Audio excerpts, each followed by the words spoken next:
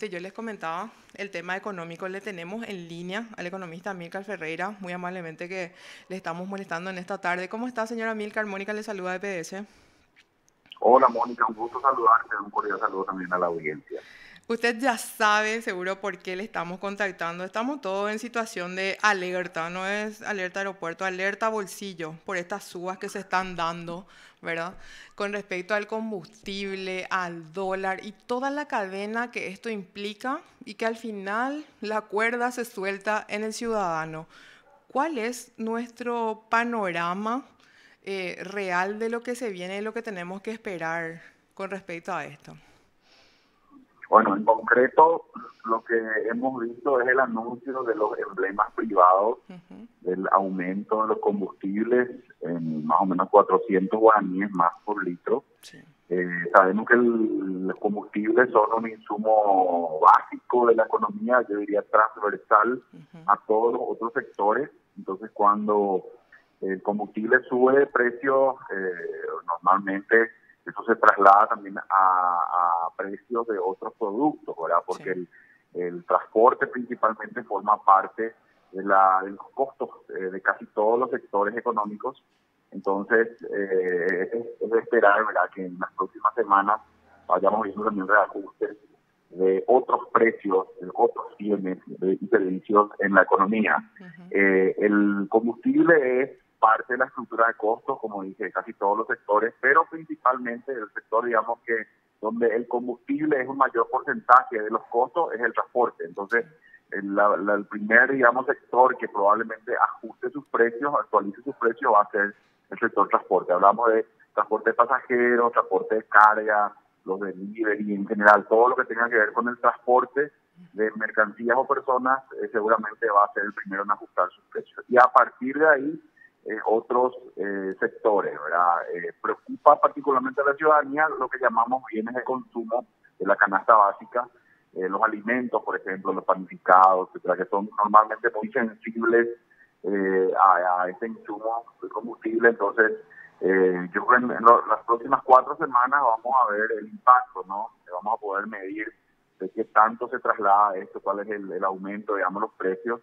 En la medición de inflación de mayo, lo que resta de mayo, al final del mes, el Banco Central cierra y publica un indicador de inflación. Ahí seguramente vamos a ver parte del efecto y ya el efecto completo en el mes de julio. ujú.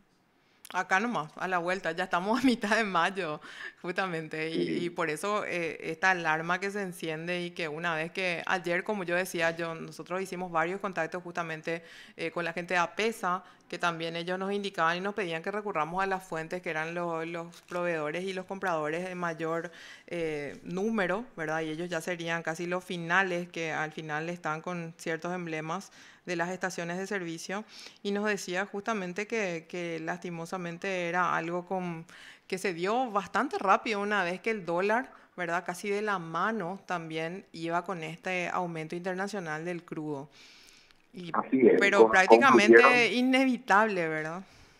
Sí, sí, sí. Como mencionaba, concluyeron dos variantes, ¿verdad?, que forman el precio del combustible, que por un lado el precio internacional del crudo, que tuvo una suba, y por otro lado también la suba del dólar acá a nivel local, que subió 500 puntos desde después de la caída que tuvo en el primer tramo del año. Y bueno, ambas variables hoy hacen de que los emblemas privados por lo menos ya ajusten sus precios. Ujú. Lo que en términos de política pública está a manos del Estado es Petropar, ¿verdad? Petropar podría, en todo caso, si es que esa suba todavía no se justifica, digamos, mantener los precios, venderle combustible al sector transporte, etcétera, para de esa manera, postergar un poco ese aumento, o en todo caso, si es que va a haber aumento, que no sea tan significativo. Claro. Sí, totalmente. Y con respecto, le hago una consulta porque no puedo escapar la oportunidad de charlar con usted porque justamente ahora intentábamos tener un contacto con las centrales unitarias de trabajadores que son gremios justamente muy importantes y también que tienen su peso con respecto a esto que hablaba hoy la ministra del Trabajo, Carla Basigalupo, de la posibilidad latente del aumento salarial. El año pasado era, pero lejano y ni intentar siquiera con la situación que estábamos viviendo. Y por lo visto ahora ciertamente hay así como un suspiro por ahí, ¿verdad? De que esto se lleve a cabo. ¿Qué apreciación tiene con respecto a eso? Bueno, en Paraguay tenemos un sistema de ajuste del salario mínimo, no Ujú. del resto de salarios, digamos, Sí. más altos que el mismo. En el caso Ujú. del salario mínimo, la fórmula es de que se mide la inflación del 1 de julio de cada año hasta el 30 de junio del siguiente año, Ujú. y de acuerdo a cuánto fue la inflación en ese periodo de 12 meses, se ajusta digamos, a partir del 1 de julio se ajusta el salario mínimo, como dice, de acuerdo a cuánto fue la inflación acumulada de los últimos 12 meses. Entonces ahora estamos en mayo, en junio va a terminar, digamos, lo que es la medición del presente periodo. La inflación acumulada de esos 12 meses se va a, casi con seguridad te diría, se va a establecer una suba del salario mínimo a partir del 1 de julio en lo que sea esa inflación acumulada. Digo que ahora ese número anda más o menos alrededor del 3%, por ahí está. Con esta suba quizá se vaya un poco más para arriba, con esta suba de precio que vamos a ver ahora. Esta llamada siempre, escuchamos mucho el tema de los macros, ¿verdad? Que siempre es muy elogiado por parte del gobierno y es muy recurrente también escuchar que ellos halagan mucho esa condición específicamente, ¿verdad? Pero estamos los micros, que somos nosotros, ¿verdad? El común, donde realmente la percepción de una recuperación económica ni siquiera podemos decir que es, por ejemplo, sostenible. Realmente tiene lo que percibe la ciudadanía es que es muy variable, tiene mucho que ver también con varias condiciones. Yo le hablo a nivel urbano, ¿verdad? No precisamente en lo que es su campo, pero sí le traslado esto a usted en el sentido de que no es muy perceptible, sino que todo lo contrario, tiene una variación que de repente parece como que sí, tiene una tendencia de que mejora, después todo empeora, a veces se enlaza con este tema de las restricciones de los decretos, que acogota también la parte laboral. Y la realidad al final y cómo nos encontramos y en este momento al menos de que vivimos todavía lastimosamente todo lo álgido de lo que es la pandemia nos está golpeando. Lo recurrente y reiterativo, y yo siempre le digo a la audiencia que espero que no se cansen de mí, pero es la realidad, estamos mal en general, pero mal y comparativamente con nuestros vecinos o con otros países porque ni siquiera tenemos esa herramienta, por ejemplo, que son tan importantes las vacunas. Sí, mira, sin duda, la microeconomía, la economía de la gente, digamos, del bolsillo de la gente común está sin duda muy golpeada, especialmente todo lo que es la economía urbana, ¿verdad? Toda la gente que vive y trabaja en las ciudades, ¿verdad? Donde principalmente se desarrollan los servicios, es la que está más afectada. El sector agrícola está en un buen momento, está en un momento récord, diría yo, Sí. porque los volúmenes de producción y exportación están en números altos en este momento. En el caso de la carne es un volumen récord y los precios también del mercado internacional que están muy buenos en ambos casos, tanto en el de la soja, que están en el rango ya de los $600 la tonelada, Sí. y en el caso de la carne, ¿verdad? 3.600, $3.700 la tonelada, en ambos casos son precios récord. Entonces, el sector agrícola está pasando por un buen momento, ¿verdad? Pero bueno, este sector emplea, digamos, a un sector nada más de la población y todo el resto de la economía. El segundo sector económico es el comercio, Ujú. que está muy afectado, especialmente en lo que es comercio de frontera, por el cierre de las fronteras, en el caso argentino, y por una menor afluencia de compradores del lado de Brasil. Sí. Entonces ese sector está más o menos hoy a un 50-60% de lo que era su nivel, digamos, pre-pandemia.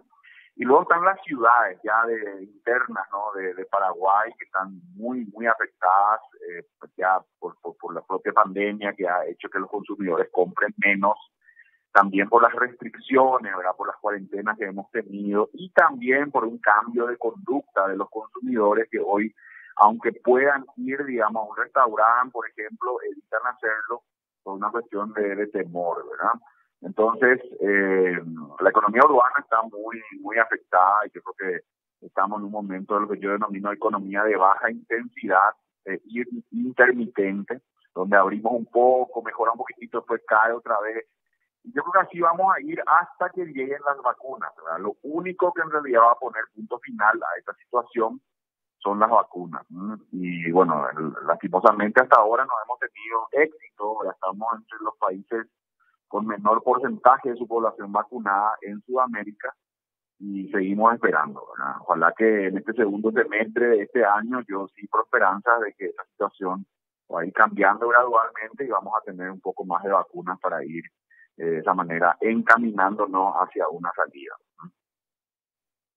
Suscribo, suscribo, apoyo y ojalá realmente la energía de un país entero está sobre eso y es un reclamo que es casi reiterativo todos los días en las redes sociales. La gente ya no se guarda y reclama, ¿verdad? Que es lo justo, pero lastimosamente la parte operativa del gobierno es como si fuera que está dormida. Sí, mira, Paraguay, hoy en retrospectiva podemos ver de que la estrategia fue equivocada, ¿verdad? Ujú. En un primer momento, los países que salieron a pagar un buen precio por la vacuna, estábamos hablando, por ejemplo, de Chile e Israel, que pagaron $30 por vacuna, se ubicaron en el primer lugar en la fila para recibirla. Sí. Paraguay adoptó una estrategia más conservadora, ¿verdad? De ofrecer nada más $6 por vacuna y bueno, logró firmar contratos con el mecanismo COVAX, pero ubicándose en el último lugar prácticamente de la fila. Y que hoy en retrospectiva vemos que fue un mal negocio eso, porque $30 por vacuna versus pagar, por ejemplo, $100 por persona de Putumayo, lo que nos ahorramos en vacunas terminamos gastando muchísimo más en terapias intensivas, en ayudas sociales, en medicamentos, Sí. en empresas quebradas y también en vidas humanas. Entonces hubiera sido quizá un buen negocio, que de hecho en mi opinión es lo que hicieron estos países, Israel y Chile, salir a pagar un buen precio. Nosotros teníamos todas las condiciones para hacerlo, ¿verdad? Al inicio de la pandemia, Hasta el 1.600 dinero, millones de hasta dólares. los fondos teníamos, sí. Sí, teníamos hasta no era ni siquiera un problema de plata, ¿verdad? Sí. Hubiera sido un buen negocio salir y pagar 250 millones de dólares por vacunas, tenerlas ya a esta altura y estar saliendo de la pandemia. Pero bueno, preferimos ahorrar en eso por lo visto, ¿verdad? Y terminamos gastando muchísimo más en otras cosas y sin resolver todavía esta situación. Esperemos que aquí hacia adelante hayamos aprendido la lección y al final vemos que $30 resulta baratísimo, ¿verdad? Si es que hubiéramos pagado versus, ¿verdad?, las consecuencias que estamos teniendo por no pagar eso, ¿no?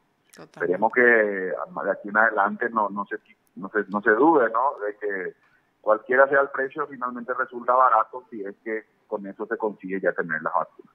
Cierto, nada que agregar, la verdad absoluta y concuerdo. Muchas gracias por su tiempo, como siempre, economista Amílcar Ferreira. Muchas gracias a usted, un cordial saludo. Lo escuchaste aquí en PDS.